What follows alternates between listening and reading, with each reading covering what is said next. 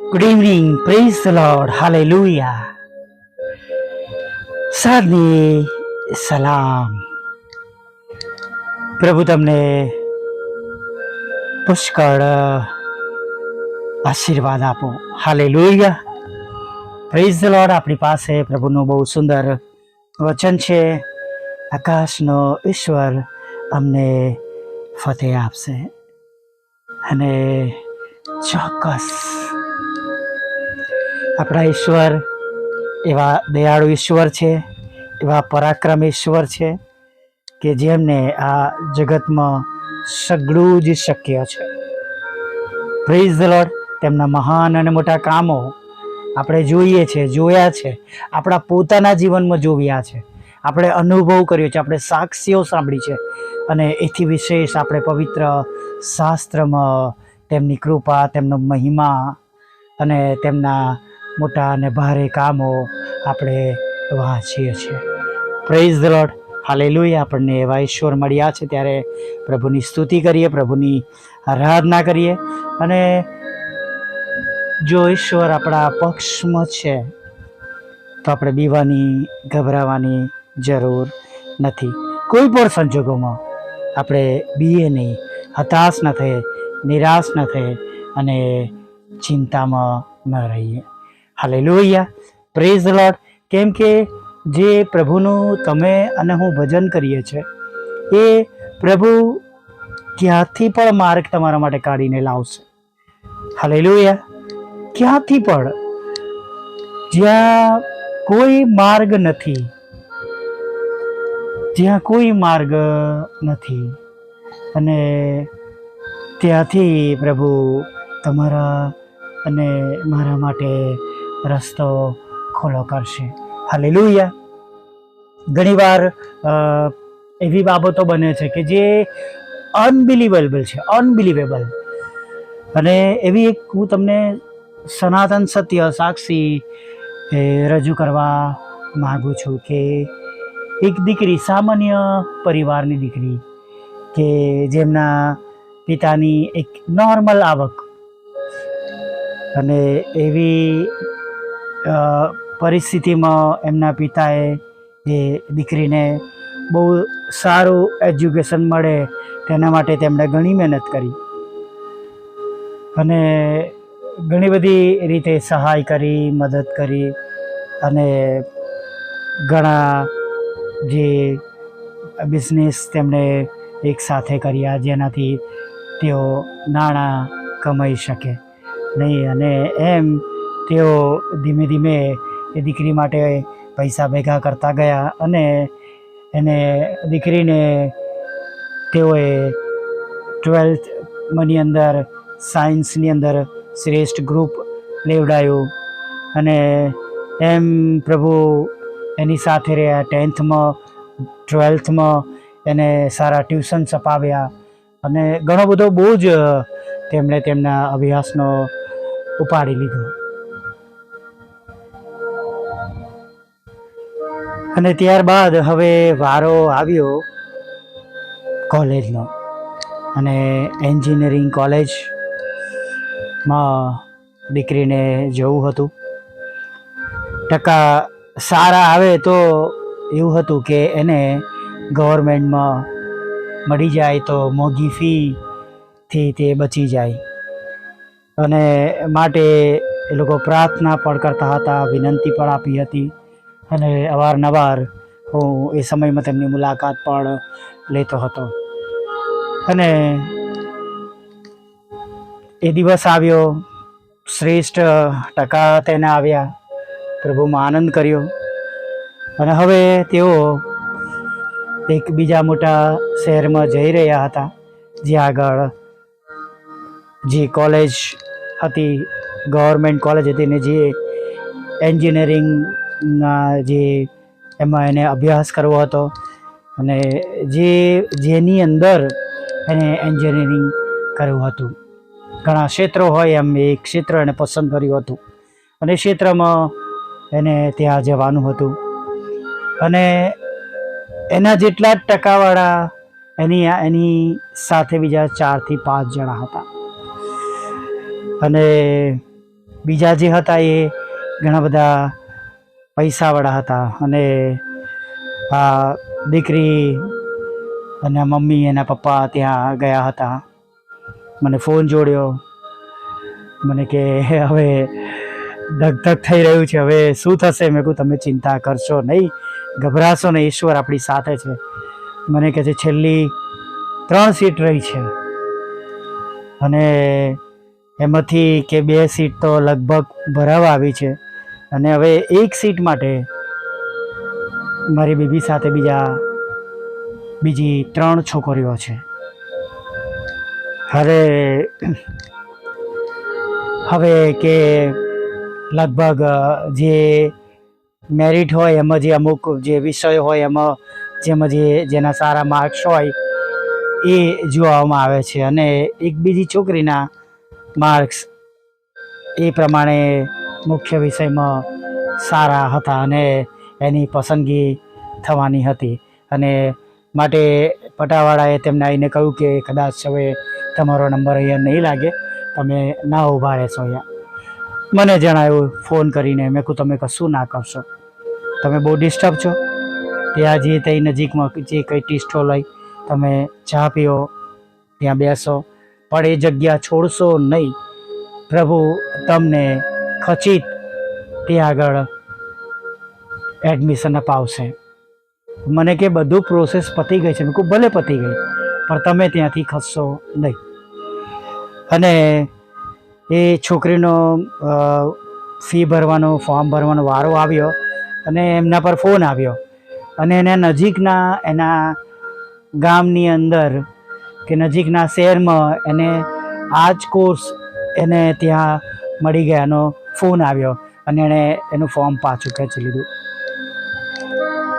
અને બીજી જે છોકરી હતી જે એના પછી નંબર આવ્યો હતો, એણે પણ પોતાનું ફોર્મ બીજા કોઈ કારણસર ખેંચી અને એ બીજી જગ્યાએ જ્યાં એની કોઈ મિત્ર હતી એ જગ્યાએ જતી રહી. અને પટાવાળો શોધતો આવ્યો કે ચાલો તમારા નામની બૂમ પડી રહી છે, તમારી બેબીનું ફોર્મ ભરવાનું છે અને તમને એડમિશન મળી ગયું છે.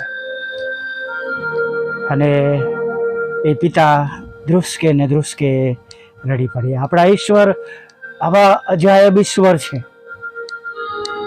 કે જેની આપણે કલ્પના કરી શકતા નથી. તે અશક્ય રીતે તમારા અને મારા માટે માર્ગ કરે છે. જ્યારે આપણા હજારો રસ્તાઓ બંધ થઈ ગયા હોય, ત્યાંથી તો પ્રભુ એમના માર્ગો ખોલવાની શરૂઆત કરે છે. જ્યારે આપણા મગજો વિચાર શક્તિ બંધ થઈ જાય છે, પ્રભુ તો ત્યાંથી સામાન્ય રીતે વિચારવાનું શરૂ કરે છે. અને માટે ક્યારેય નિરાશ ના થાવ, કદી પડતું ના મૂકો, કેમ કે જે ઈશ્વરની તમે અને હું ઉપાસના કરીએ છીએ એ ઈશ્વરને બધું જ શક્ય છે. Hallelujah, praise the lord. અને માટે હંમેશા ભરોસો રાખીએ, વિશ્વાસ કરીએ, પ્રાર્થનામાં રહીએ, અને છેલ્લી મિનિટ સુધી ભરોસો રાખીએ. લાસ્ટ મોમેન્ટ સુધી, છેલ્લી મિનિટ સુધી આપણે ભરોસો રાખીએ, અને પ્રભુને બધું જ શક્ય છે. હાલેલુયા. જેમ પ્રભુ એક પિતાને કહે છે જો તું કરી શકે તો વિશ્વાસ કર, અને કહે છે કે હા હું વિશ્વાસ કરું છું. શિષ્યોને કહે છે જો તમે રાઈના દાણા જેટલો વિશ્વાસ રાખશો તો તમે આ પહાડને કોઈથી ખસી જા, અને તે ખસી જશે. Praise the lord. આવો એ જ વિશ્વાસ સાથે સાંજના સમયમાં આગળ વધીએ. ભલા પ્રભુ, અમે તમારી સ્તુતિ કરીએ છીએ અને અમે તમારો પુષ્કળ આભાર માનીએ છીએ. અને પ્રભુ, તમારી સ્તુતિ કરતા, તમારી આરાધના કરતા બહુ જ આનંદ સાથે પ્રભુ તમારા ચરણોમાં નમી જઈએ છીએ. અને પ્રભુ, આખા દિવસની સંભાળ અને કાળજીને માટે અમે તમારો ખૂબ ખૂબ આભાર માનીએ છીએ પ્રભુ. અને ખરેખર પ્રભુ, તમે એક એવા ઈશ્વર છો જેમને આ સંસારમાં, જગતમાં બધું શક્ય છે. તેને માટે અમે તમારો પુષ્કળ આભાર માનીએ છીએ. અને જે અમારી સમજણ છે, જે અમારો અનુભવો છે, જે અમે નિહાળ્યું છે, જે અમે જોયું છે કે તમારી પહેલાં કે તમારા પછી કોઈ ઈશ્વર નથી. અને પ્રભુ, તમે અનાદિકાળથી અનંતકાળ સુધી ઈશ્વર છો અને તમે કદી બદલાતા નથી. અને તમે કદી અમારી પ્રાર્થનાઓ માટે તમારો મુખ અવળું ફેરવતા નથી. તમે હંમેશા અમારી પ્રાર્થનાઓને સાંભળો છો. હા પ્રભુ, તમે હંમેશા અમારી પ્રાર્થનાઓને સાંભળો છો, ત્યારે અમે તમારી સ્તુતિ કરી છે. હા, તમે આલ્ફા અને તમે ઓમેગા છો પ્રભુ. તમે એમને લીડ કરો છો, તમને એમને દોરો છો પ્રભુ. પ્રભુ, પૃથ્વી પર હજારો લોકોમાંથી, પ્રભુ કરોડો લોકોમાંથી, અજબો લોકોમાંથી તમે અમને અલગ કર્યા છે પ્રભુ. તમારી પસંદ કરેલી જાતિ, રાજમાન્ય યાજક ગણ તરીકે પ્રભુ તમે અમને પસંદ કર્યા છે, અલગ કર્યા છે પ્રભુ. તમે અમને તમારી એક્લેસિયા બનાવ્યા છે પ્રભુ. ત્યારે પ્રભુ અમે તમારી સ્તુતિ કરીએ છીએ અને તમારો આભાર માનીએ છીએ પ્રભુ. આજે સાંજે ફરીને એકવાર પ્રભુ તમારો મહિમા કોઈ ઘરમાં દેખાય ત્યાંથી સાક્ષી આવે, કોઈકના જીવનમાં દેખાય ત્યાંથી સાક્ષી આવે, કોઈ પડતું મૂકવાની તૈયારીમાં હોય ત્યાં એ પડે, એનું જીવન બદલાઈ જાય અને પ્રભુ એ તમારો મોટો મહિમા જુએ પ્રભુ. એવું તમે થવા દો પ્રભુ. આખો દિવસ નિરાશામાં કાઢ્યો હોય પ્રભુ, દુઃખી મને પ્રભુ, ભારે હૈયે પ્રભુ દિવસ પસાર કર્યો હોય ને પ્રભુ, હવે આ સમયે ત્યારે આ પડે આ મિનિટે પ્રભુ તેમનો દુઃખ આનંદમાં બદલાઈ જાય, તેમની આંખના આંસુઓ આનંદમાં બદલાઈ જાય પ્રભુ પિતા.